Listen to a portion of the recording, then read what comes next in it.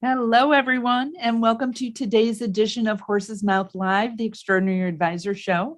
My name is Ellen Rogin, and as always, I have guests to help you in every area of your life, especially your business. And I am really excited about our guest and our topic today. We have a return guest, Robb Holman, who I will give his official introduction in a minute, but Robb is one of the kindest, most enthusiastic, highest energy people that I know. I said before we went live, I always feel like I'm so low energy when I'm around Robb because he's in a most beautiful, wonderful way, so enthusiastic, and you'll get a sense of that momentarily. But I was really excited to have Robb back on because the topic we're going to talk about today is about working with the people that work with you, your employees. How do you keep them engaged? How do you not only recruit the right people, but keep them there? I've been working with a lot of advisors who are trying to recruit people for their team. They're growing. We talk a lot about how to do that, but it's also important you want to keep them there. And how do you make your team, whether it's a big team or one or two other people, really effective to serve everyone, your clients, yourself, of course, them. And that's what Robb and I are going to talk about today. So let me give you his official bio. Robb Holman is the CEO of a global consultancy firm, Holman International. He's the best-selling author of 2 and soon to be 3. It's the launch of his newest book today, Move the Needle, and I'm certain it'll be a bestseller because it's a fabulous, fabulous book. And his 2 other books are Lead the Way and All In, and Move the Needle. When I talked to Robb a few weeks ago, like such great information here, so important for all of us in whether you're leading a small team, a big team, or also actually leading your clients. And he is so wonderful at helping leaders really grow meaning in their lives and in their businesses. And I just love his philosophy. So welcome, Robb. I don't want to take any more time with the official introduction. I want people to just experience your awesomeness. So thank you for being here. And thank you for being here on launch date with Move the Needle. I'm so honored. Yay. I'm honored as well. Listen, I've been on your show before. I've gotten to know you not just as a working professional, Ellen, but I've got a chance to get to know you as a human being. And I am loving what I'm experiencing, just your heart for people, your heart to serve people, your heart to help. And so I'm looking forward to a wonderful conversation. And I'm sure it's going to be passionate and it's going to be purpose-driven. But isn't that awesome when it tends to be that way? So Robb, you have all this enthusiasm, as I said, and you are so focused on the humanity in people. Like, what is an illustration? Like, what compelled you to believe in people so much? Yeah. I go back to a time, this is years ago. So I was dating, who's now my wife, Karen, of over 17 years. So we were dating. This is going to date us, mind you. And we were watching a movie on a Friday night. And I get this call. Now, this is a great movie we were watching, by the way, too. So we're locked in, we're hanging out together, everything's great. And then I get this call, and it happens to be a really alarming call. This young man's on the other end of the line, and clearly he's under the wrong kind of influence. His voice is shaky, he's slurring his speech. He's, clearly, whether it be drugs, alcohol, I knew something wasn't right and right with him. And he says these words right out of his mouth. I couldn't believe what I was hearing. He says, Robb, I want to kill myself. Hold on a second.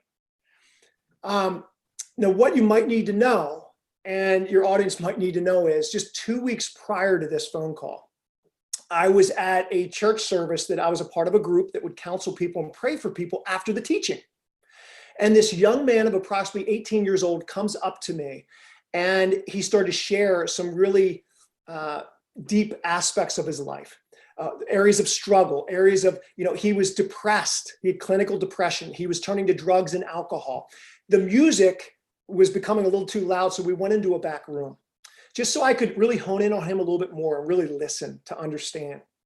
And in that moment of being present with him, I just really felt a need in the depth of who I was to remind him that his life matters, that he's unique and he's significant apart from everyone else on the planet. And then I shared with him these words before we left. I said, if you ever reach a low point in your life, here's my phone number. Call me at any time. He was the one that called that Friday night. And when he called, Ellen, I got everything out of him that I possibly could. What's your address? I'll be right over. I mean, the guy wanted to kill himself. He didn't want to live anymore. And so I drive over to his house. Long story short, his mom is at the front door, frantic. I mean, running around. Rob, will you help? Will you help? She goes, my son is in the back of the house on the kitchen floor, laying face down. He was passed out. And it was that time where I ran to the back of the house. And all I knew is I wanted this young man to be well. I wanted him to live. I wanted him to live a vibrant life.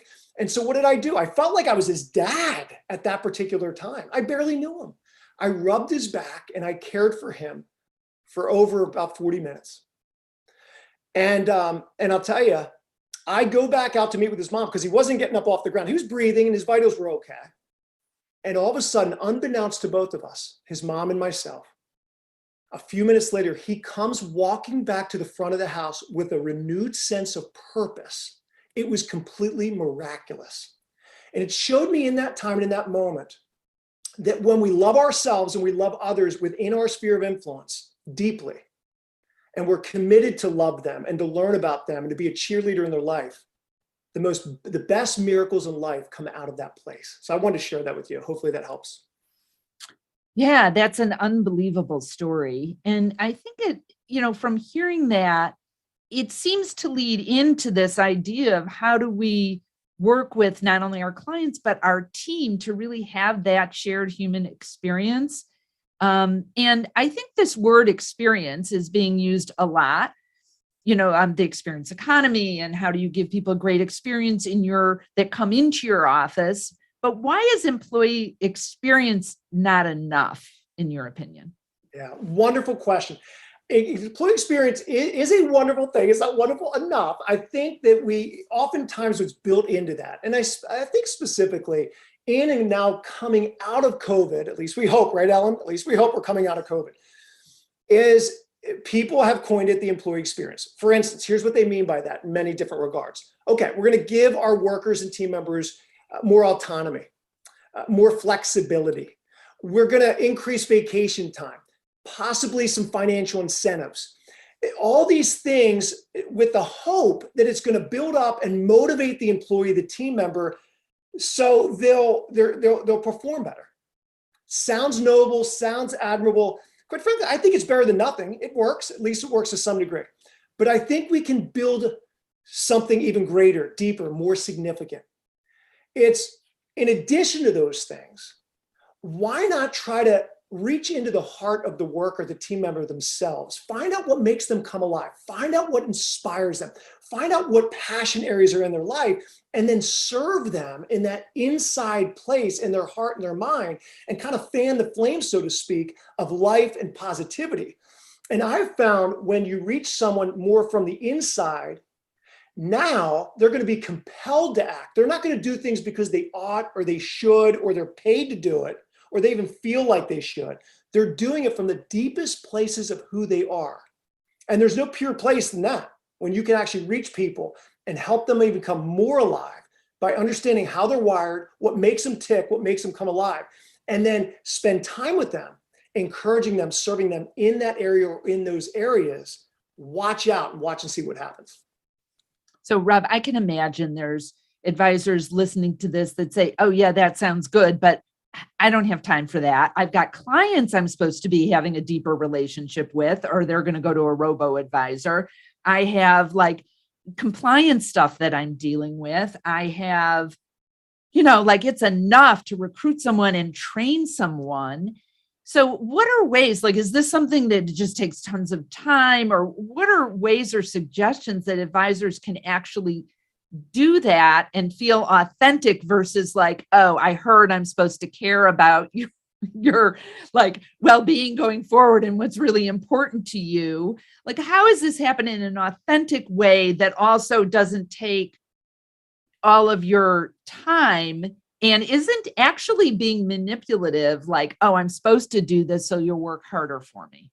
Yeah, no, it's great question. So I think practically speaking, if advisors take a look at their calendar, where you spend your time is very telling of where your heart is.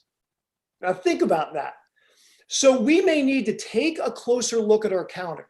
Activity doesn't always equate to the best activity. In other words, if we want to be as efficient as we possibly can, we need to learn what it means to be effective. I want people to understand and grasp that for a moment. I'm going to let that sink in. So are we truly being effective? Do we know our priorities? Do we know the people and the things that matter most to us in this specific season of our company, for instance? Okay. So take a look at your calendar. Do you like the activity that you see? Are you reaping reward from the activity that you have? Or are we just doing it because people say to do it and I should always do it? We want to truly work smarter, not harder. I'm not saying don't work hard. I'm a big proponent of working hard, but I'm even a larger proponent of working smarter and not harder. So when we hone in on our calendar and we really say, okay, where do I really want to devote most of my time to where I really believe I'm going to reap the most benefit? My clients ultimately will reap the most benefits as well. So that's sobering for a lot of people taking a look at their calendar, because again, where our time is spent says a lot about our heart. Now, to answer your question, Ellen, as it relates to, is it manipulative? You know, in the midst of when you really are trying to reach the heart of the person. So let's say we take a look at our calendar. Let's get real practical. Take a look at our calendar. We need to reprioritize some things. Maybe we're spending a little bit too much time on things, procedures, policies, processes, and not as much time with our people. Now, our people could look like our team members. They could be our clients. Now, all of a sudden, we're reprioritizing. All right, what would it look like for me to spend more time with my clients or with my team members? And then how should that time be best utilized? Now, I'll make an argument that time should be best utilized connecting with them as human beings more so than working professionals or clients.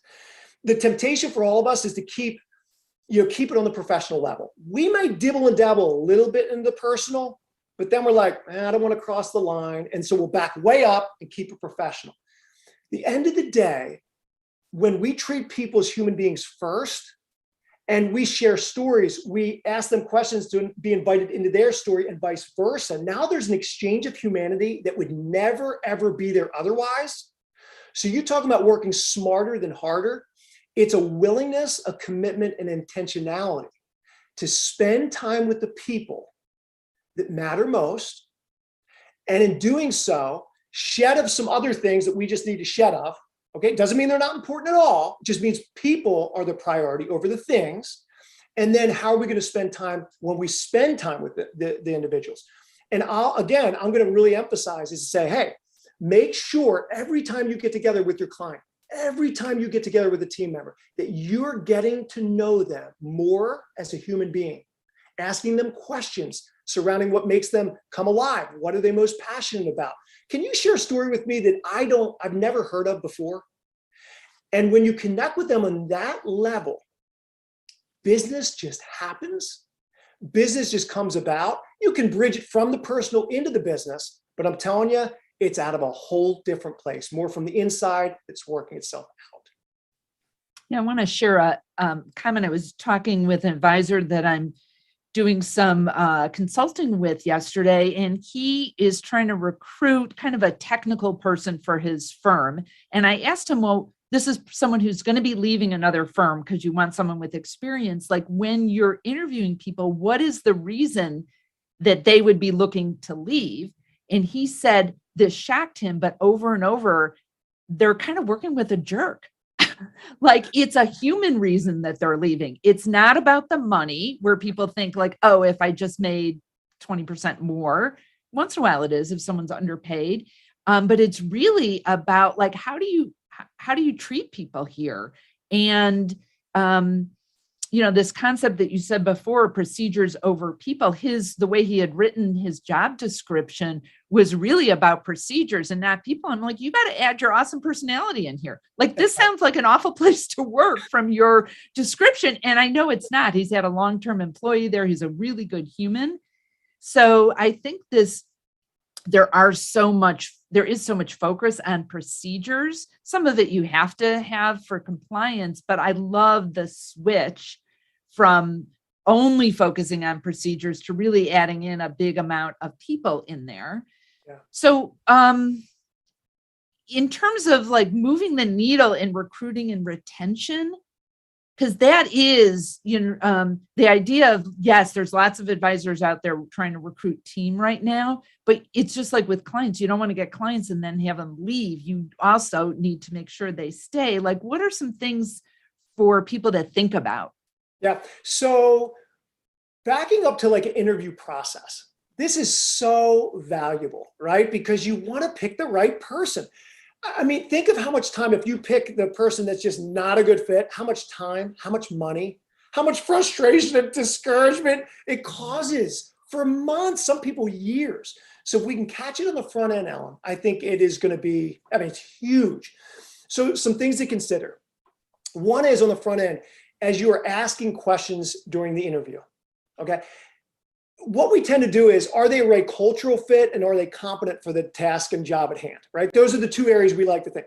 But how about like getting to know them? Again, this gets back to my earlier point, getting to know them as a human being. For instance, as opposed to rushing into, corporate or organizational values, because a lot of companies, they hang their hat on that. And that's important, don't get me wrong. But how about asking questions to the person you're interviewing that speaks to their personal core values? Now that's big, because if one of their top personal core values is commitment, oh, you have yourself a real loyal person here. And that's important to know. Does that fit, or is that in alignment with the corporate values, the team members that you have? So if we start asking more personal questions, I'm not saying every interview process should turn into like a full-fledged counseling session. That's not what I'm trying to say. What I am trying to say is, I think there's a tremendous opportunity to enter into some personal space there to get a feel for who they are as a human being, and if they're a really good team member fit, cultural fit. And the only way we're truly going to tell that is if we get to know them as a person. Then when we start getting the right people in the right seats of the bus and we're all heading in the right direction, now we want to keep these people for the long haul, right? And so that gets into our earlier conversation as far as spending time with people on a one-to-one basis. That's why I love one-to-one meetings with your team members, certainly with your clients. There's nothing like the one-to-ones, but it's how we utilize that time of the one-to-ones that matter. Again, so many people, they will walk, if not run into those meetings with what you want to accomplish business-wise. Here's the problems and how are we going to solve them? We'll get there. Whoa. We'll get there. But first, when you can enter into that personal space, like, Ellen, I'm going to ask you a question. Like, if someone were to, in all seriousness, not in a weird way, but you meet someone for the first time and they just take a sincere interest in you as a human being, not as much of a working professional, what emotions do you have there? How do you feel? How does it make you feel? Important, or that if they're good at it, can make me feel better about myself than before I started the conversation. The old Dale Carnegie thing. I think it can make me feel just a happier, more important, because they're focusing on me. I mean, I think it's good. I can think of conversations I've had with people where we've talked about them the whole time, and at the end, like, I literally maybe talk 5% of the time. They're like, this was an amazing conversation. So connected with them. Yeah. So think of all those words. You feel, I'm going to use even some of my own words: valued, appreciated, connected, present, respected, honored. Who doesn't like to feel that? So if we can take that into the working environment, even in the interview process, I think it's really going to help a leader or a team really sift through who's a good fit, who's a better fit, who's not as much. And then when you do get the right people on board based on who they are as human beings, now you don't want to leave that alone and just do that once or twice a year. Now remain committed to that. The same thing you did in the interview process, getting together with them on a one-to-one basis within group team dynamics as well, to spend time getting to know one another, honoring each other, sharing stories. Now all of a sudden, you talking about being inspired, you talking about having creative ideas, you talking about landing more clients, it's going to come in and out of that deep, deep place. That example I gave where people are leaving jobs because they're working for jerks, I can imagine how, instead of saying like, oh, I'm a nice person to work for, you're evidencing it by asking questions like that. But so what are good questions to ask that wouldn't be weird? Like that, too personal that you can't actually ask people, but would be open-ended, or what are some suggested interview questions to get at that personal side of things? What are some things that have happened in your life, some perhaps good, some very difficult or challenging, that have helped shape you to become the person you are today? Oh, See, I in just other got the words, chills from yeah, that. see, That's an see, see amazing that? question, because they feel like they get to talk and you're going to hear your values, as you said earlier, how important that is to make sure there's an alignment. They're going to have the feeling of, oh, this person's like a beautiful human. No one's ever asked me that in a work setting before. Right. And it's a safer way to enter into conversation as opposed to, um, can you tell me your upbringing, like were your parents ever divorced? Oh, well, I don't think this is the place I'm working for, but it's a way that you can do it with tact. You can do it with honor, being very respectful, and enter into this personal space, because then we're having that individual really think thoughtfully about their life, reflect. And I have found more times than not, Ellen, that when I ask someone that, and that's oftentimes how I start conversations with people just in general. It could be a neighbor I'm getting to know for the first time. It could be a colleague in business, a business partner. And it tells me a lot about who they are and who they want to be. And for me, I'm like, is this a person I want to get in the trenches with? And so I don't think it's being manipulative. I think if your heart's in the right place, that you sincerely do want to get to know people and what makes them tick and what makes them come alive. I think there's a genuineness to the process, and I see it really benefiting all involved. The person being interviewed, that potentially could be working for you, and the interviewer, seeing if it's a good fit. What do you recommend in this? I don't know if we're in post-COVID time. I don't think so. Maybe coming out of it's adjusting. Our son just got called back to the office in a city he doesn't actually live in. So it's a big deal for him to get called in. He's never been in the physical place of where his job is. But there's, in terms of working with team in this, I don't know if it's hybrid now or all in or not in, it probably varies. Like, what are some things that we can think about in terms of best working with the people that we're working with? Yeah. So a realization that everyone's grieving. People are still grieving COVID and changes with COVID. And the interesting thing about the grieving process, I am no official or formal counselor, Ellen, but I'm a student of people.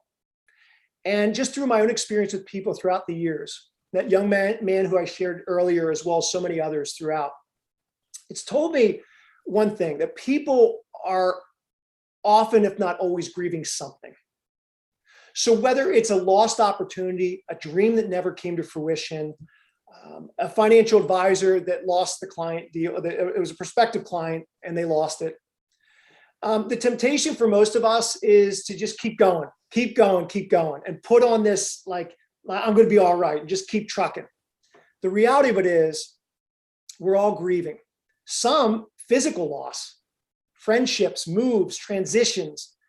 So I think just the mere understanding with your team members or even with your clients that everyone's grieving.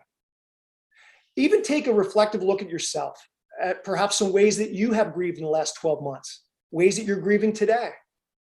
I think it's going to help you have more empathy towards the client, prospective client, a team member as you're growing your advisory business, whatever the case may be. When we begin to serve and to lead out of a place of empathy, it's a game changer. It's just a game changer.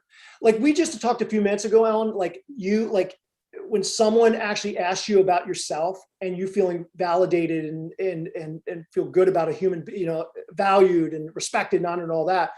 When you begin to understand how someone's feeling, it takes it to a whole other level. So I've found what a great opportunity it is right now when we're still in these COVID times, hopefully coming out, as I'm saying that again, to really try to understand your team members, understand your immediate sphere of influence. And you could do that by asking just some simple questions. I'd asked one earlier. You could ask and say, hey, during these times that I'm sure aren't easy for you, they haven't been as easy for me as well.